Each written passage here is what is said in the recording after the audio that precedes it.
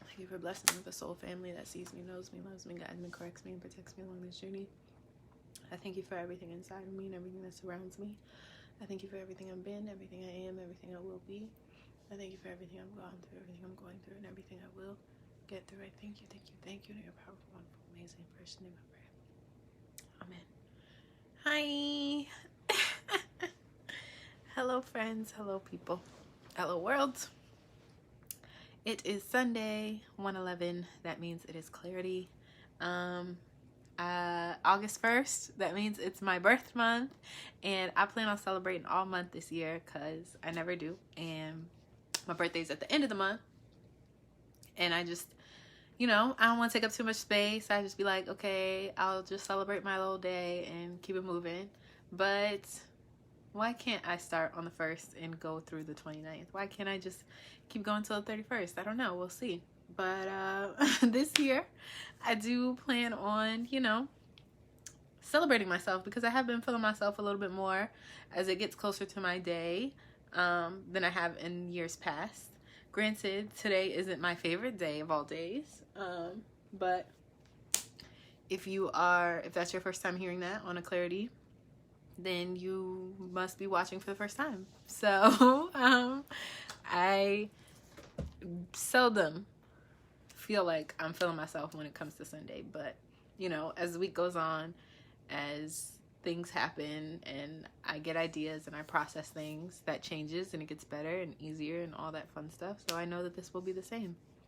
It's just the moment that I'm having, and I will get through it as I always do. So yay me. How about you guys? How's your week going? How's your week been? I can say that overall, as I usually say, overall, everything's been good. I am happy with how this week progressed, and I ain't mad. I can't complain. I certainly cannot complain. I got to attend my little cousin's baby shower yesterday, and it was absolutely beautiful. A lot of fun. My mom cooked wonderful food, as she tends to do, and she set up a really pretty candy table. It was just super cute. My cousin didn't want a whole lot of decor and stuff, which maybe that's a thing for the youths these days, because my little sister will be having a going away party next weekend, and she doesn't want a whole lot to go on either. Like, she wants very minimal celebration. So yeah, we'll see. But my cousin, she did like what was done and was happy that, a few extras were thrown in here or there from what she initially requested. But she was happy with the overall thing. And I think it turned out really beautifully. Now, I made some things, and I did not get any pictures, but there was a photographer / family friend there. So hopefully I can get some of those pictures so I can show you guys some of the stuff that I made, because I thought stuff was really cute, and I was excited to do that. And then I have some things that I'm working on for my little sister's going away party. And so, yeah, somebody hold me accountable, make sure I get pictures of that stuff, so that I can share and show you guys.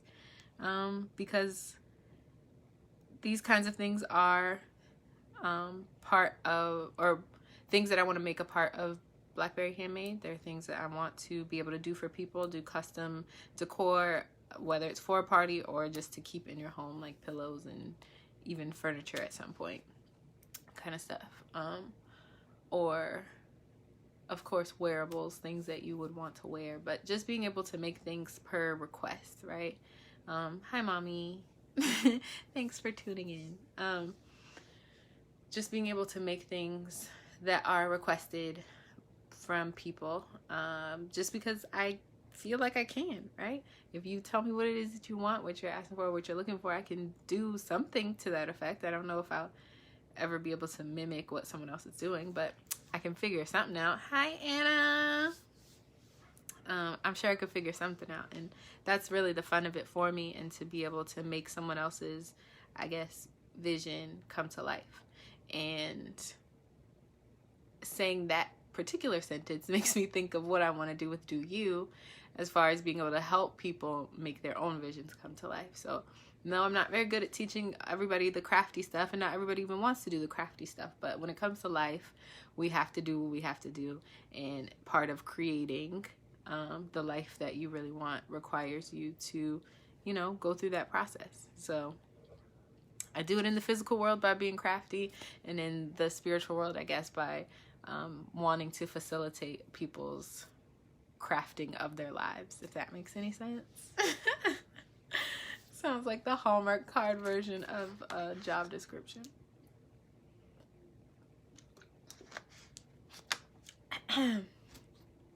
So yeah, that's what's been going on. I don't have a whole lot to talk about today, so I'm trying to keep it short and sweet. We'll see what happens. I think the only concept I can think of was this idea that I really love me, right? I really enjoy my company. I really love the person that I am and am becoming. And I feel like that is confined to my bubble. And so when I say my bubble, I mean my space, the spaces that I've curated, whether it's in the energy in the spaces that I've curated, right? So it's in my room, in my car, in my spaces, right? But it's also with, hi Lissy, hi honey. It's also with the people that are in my life, right? Excuse me. The people, the energies that I see most often, are a part of my bubble, and I am thankful for those people because I do feel like they support me loving me, right? And they see me in ways that I see me. So when I'm interacting with these people, I feel myself reflected back in the way that they treat me, look at me, speak to me, all of those things. So I feel as though they see me, if that makes sense. So within my bubble, I have the blessed opportunity to love me, right? To learn to love me, to grow in love with me, and all of those things. Now, once I am forced, in most cases, to leave my bubble, whether that means going out and interacting with the world in some way in my career life, right? In ways that I'm make my monies, and in building relationships, whether that's friendships or otherwise. I'm trying to go through the pillars, and then just some random, you know, circumstances that might come up. Can I say happenstances? Is that a word? Anyway, so in just everyday life that might occur, I could have something that like kind of knocks me out of my bubble, right? To where I start to question me, or I start to feel like, dang, if I had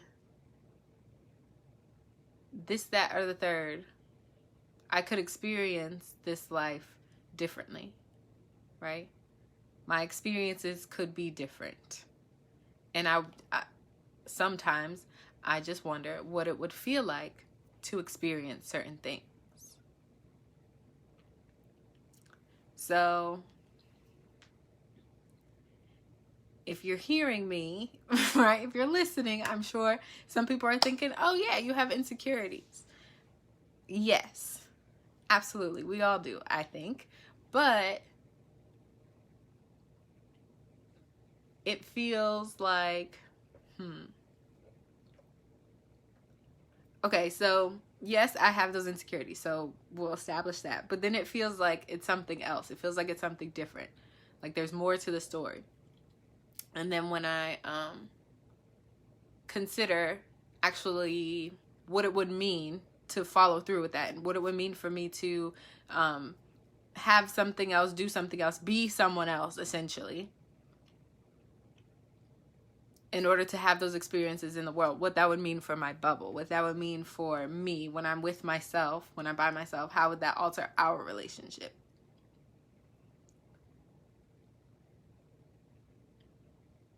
I'm trying to explain it without giving away too much. I want to keep it conceptual, but okay, so for example, if I were to say I need to change my physical, what if I change my physical and my personality, aspects of my personality, in order for me to be seen as more attractive, right? As attractive as I see myself, straight like this, okay? Because I feel like I'm cute. This is when I would walk past the mirror and be like, oh, girl, wait a second. Like, look at your smile. Now, there are also times when I'll look back on this, if I watch this video again, and I'll be like, oh my gosh, look at your face. Like, why do you look like this, right? So it goes back and forth, but ultimately, if I were to have to make a decision in order to change it, hi, Britt, how you doing, boo?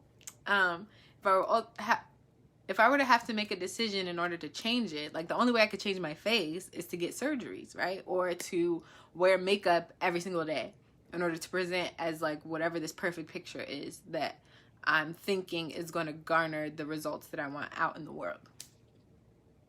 What would that look like for the time that I spend with myself, eyes closed in the bed, just like getting ready for the day mentally? That time that I spend with myself, just enjoying, you know, our time together, those extra minutes that I have because I'm not in the mirror putting on makeup. What would that mean for that relationship with myself when I do walk past the mirror, bare face and all that stuff, and I, you know, feel cute? I look crazy, but I feel cute, right? What would that mean? Where would those moments go if I'm so focused on having to put makeup all over my face or heal from a surgery or see myself changed permanently, having had a surgery, knowing that I can't go back to what it was before? I feel like you wouldn't know your true self anymore. Exactly. That's what I'm saying. So like, yes, maybe I could then get those experiences that I want out in the world, but what would I be trading in for that? So, yeah. I have insecurities, yes, but I feel more solid in knowing that like, yes, I might have that experience, that whatever it is that I think is possible, but I don't always think, I don't definitively think that I won't have those experiences just being me, because I have evidence that people can see me and interact with me in a loving way where I feel loved, and I'm able to show love and they can see it and feel it and know that I love them, that I'm supportive of them, that I, you know, there's an exchange, there's reciprocity, right? With the people that I interact with and circumstances. There are situations in my life where I feel like that is included in my bubble, right? Where I get to be myself entirely and I get to be seen and heard and appreciated, loved, all those things. So I know that it can happen as me, myself fully, without any alterations. And so I don't disqualify that from happening out there, because slowly but surely, you know, there are different instances where I'm drawing in outside world's experiences or circumstances or more love, right? Pulling more love out from the world into my bubble, where I'm like, oh, that's love. I like that. I'm going to keep that and put that in my bubble. So my bubble expands into the world every single day. I feel like I'm making it more complicated. Please let me know if you're still with me. But yeah, so it's not like it's impossible. I know that it's possible for me to one day have those experiences as me.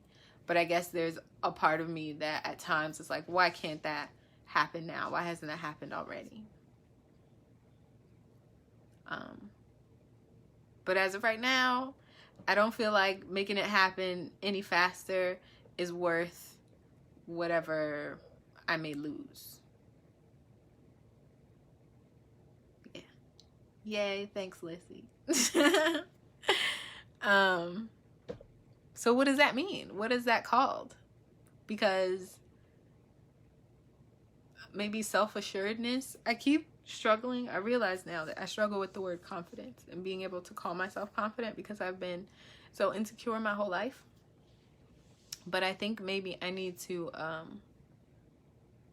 study the word and like live with it for a little bit and try it on in a couple different ways. Put it in a couple different outfits, you know what I mean? See how it fits, because I think I'm growing in confidence. Like I've been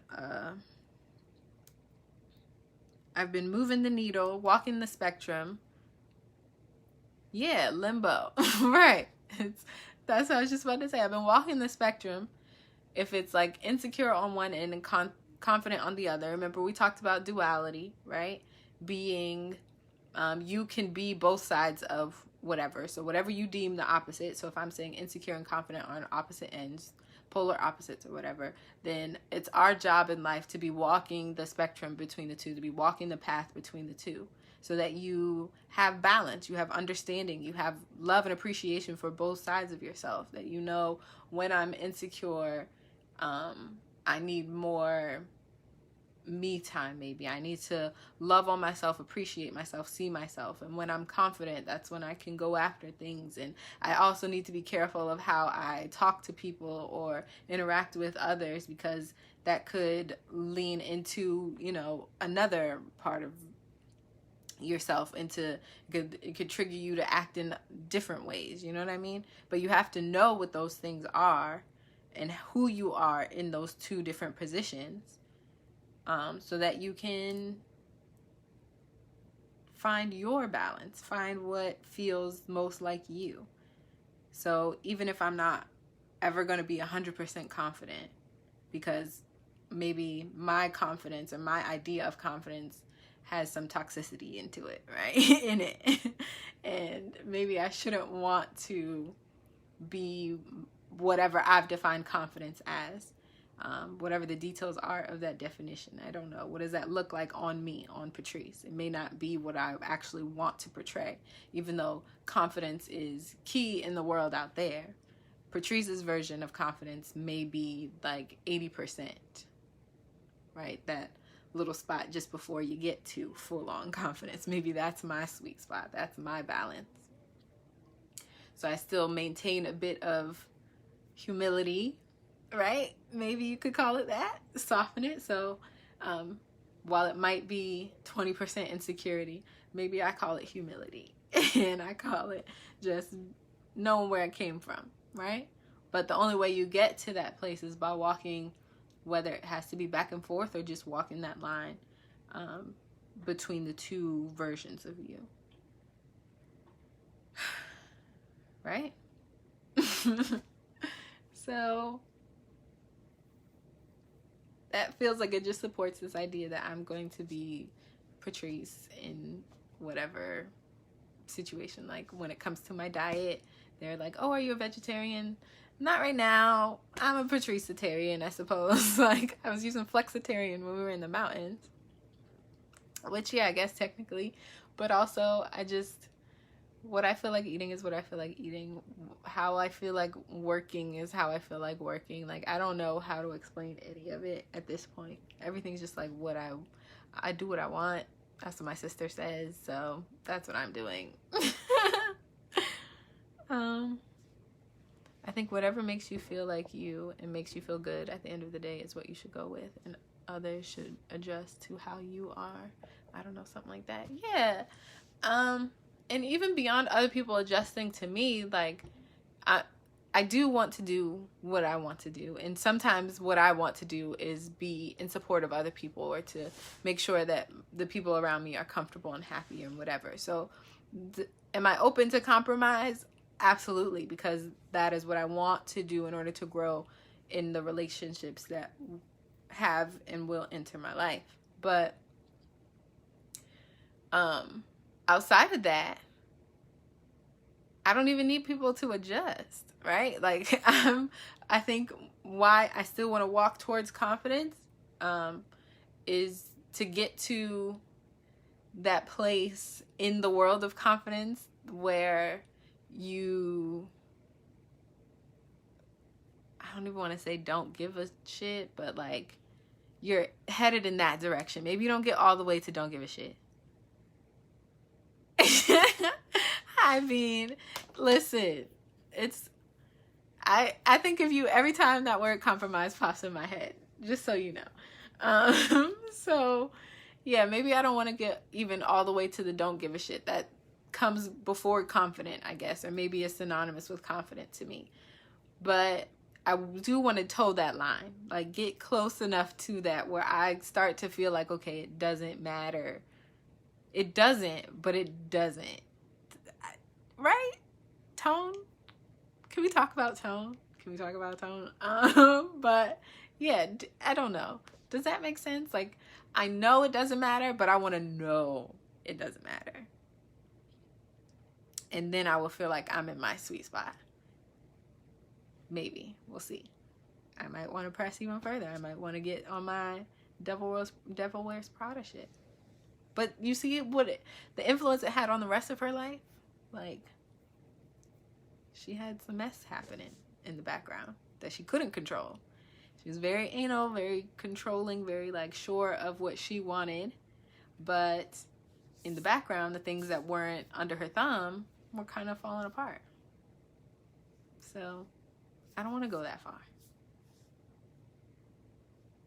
I don't know. Maybe I watched too many movies.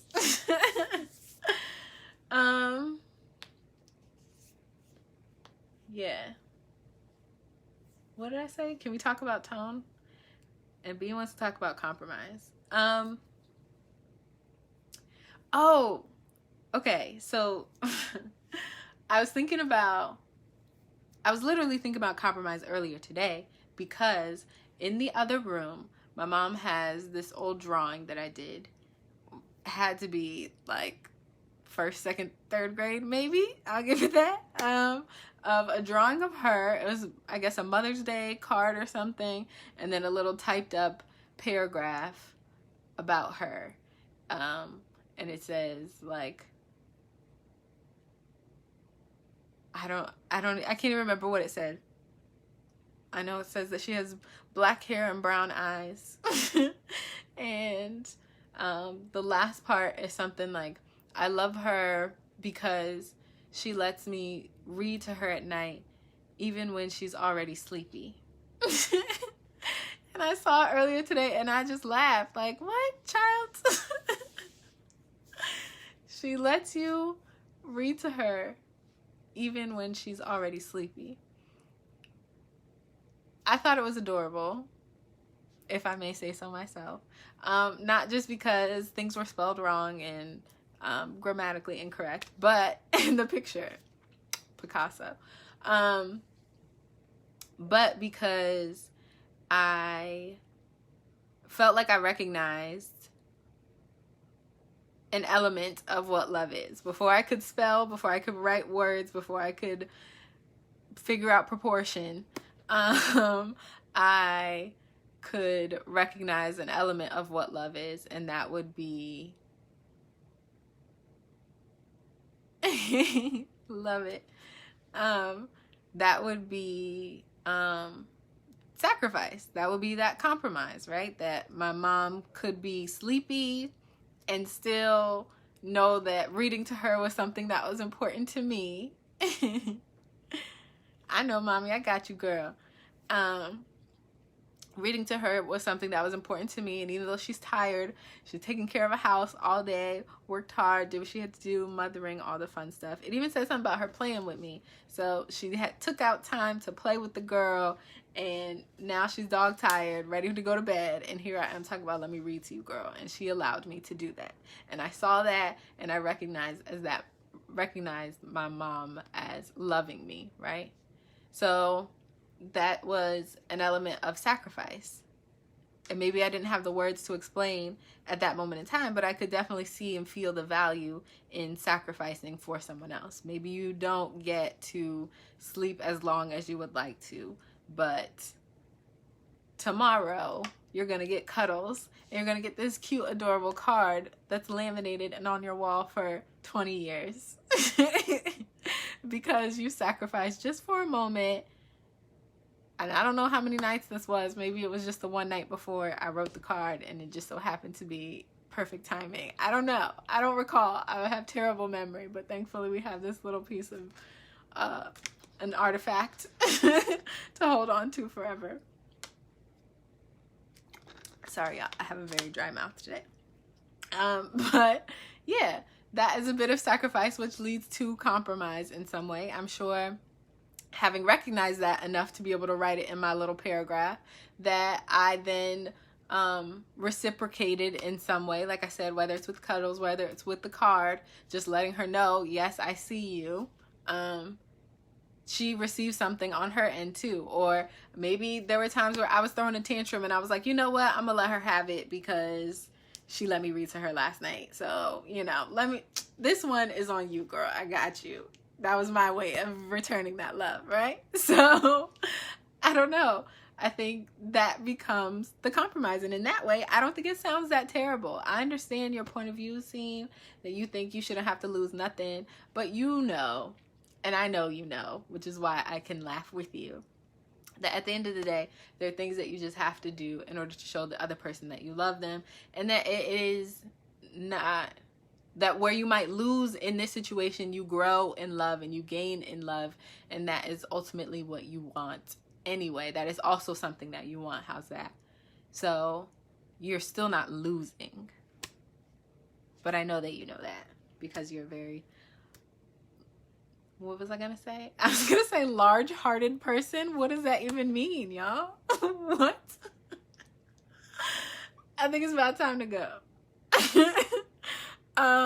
You have a big heart. You're a very loving person.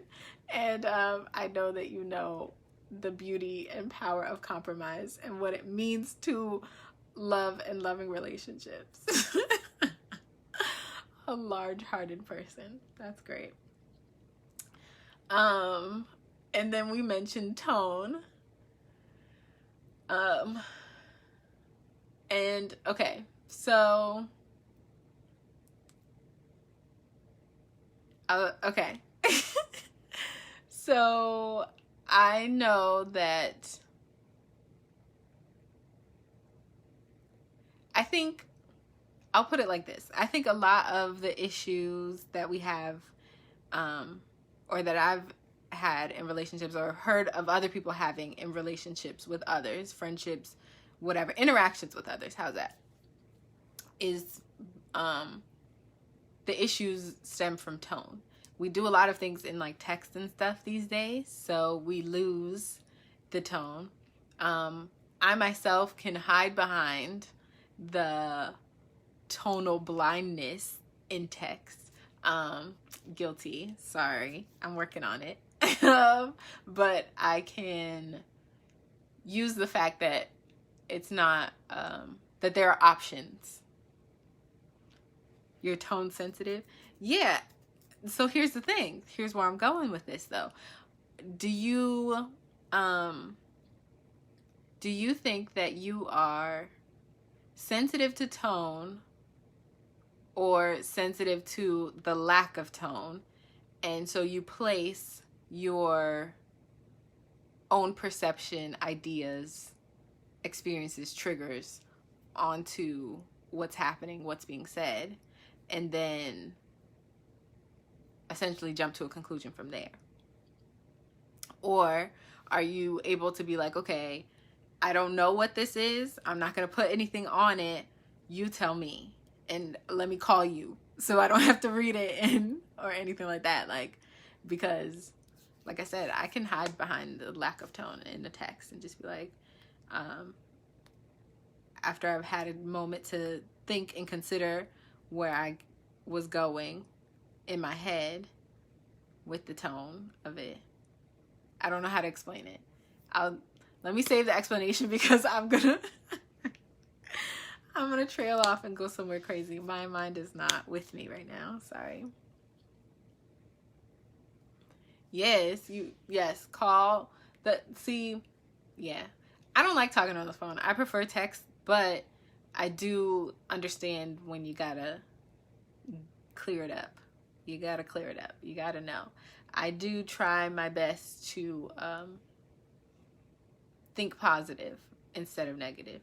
And I also try to ask, like, okay, what's that about? Or ask questions for clarification. And that's why I feel like text is fine for me. But also, I could stand to call people more. I just don't think of words fast enough to really be on the phone. But good for you. I've already made up my mind before inquiring. See? Okay, so why?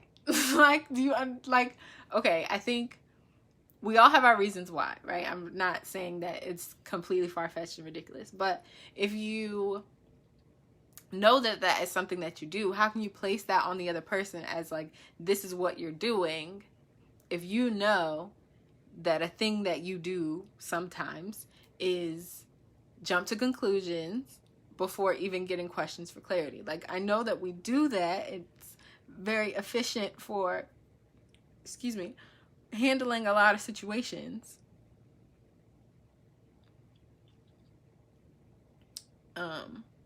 Liz said, you know, I don't like talking on the phone. I mean, during heated conversation. Yeah, definitely. That makes sense.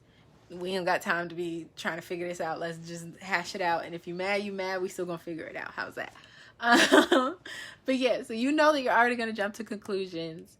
That's a thing that you do. So then how can you place it on the other person that this is the tone that they had or what they were trying to say or convey or anything like that, when you already know you've been triggered by this lack of tone or your own perception? That was first before the message was received. You already had your conclusion. I don't know. I had a conversation with somebody and they were saying a certain word just made them feel a way.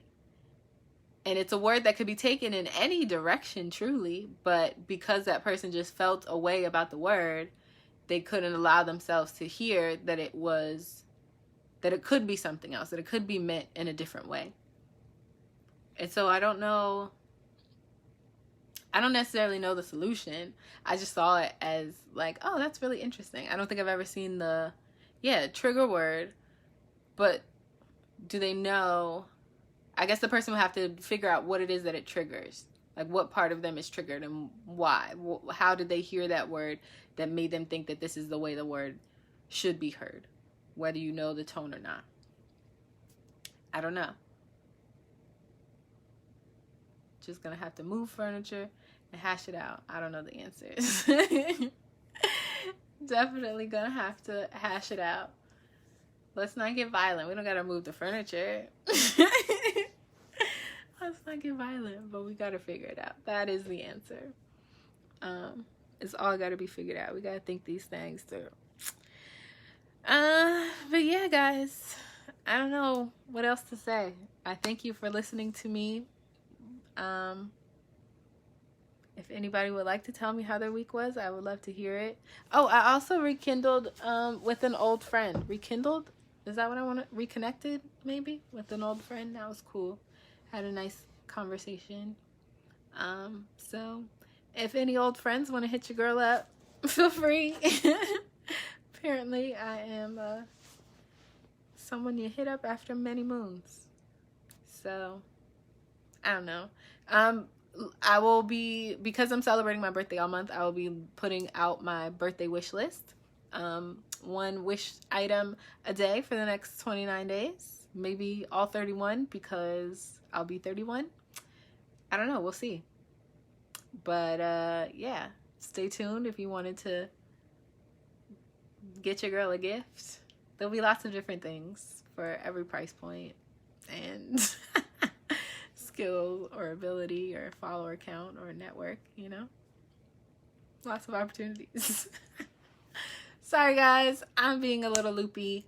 I love you, and you reached under 5 last night. If that's what I think it is, that's friggin' amazing. Absolutely awesome. So, go girl. You go. I hope that's what I think it is. And then if not, either way, you're excited about it. So I am too. You go, girl. Love you. Killing it. Yay. Yay. That's awesome. Yay. I'm so happy. We're gonna have to do a Zoom party or something to celebrate. Yeah. That's all I got, guys. I love you. You're amazing. Stay beautiful. Have a wonderful week. Bye.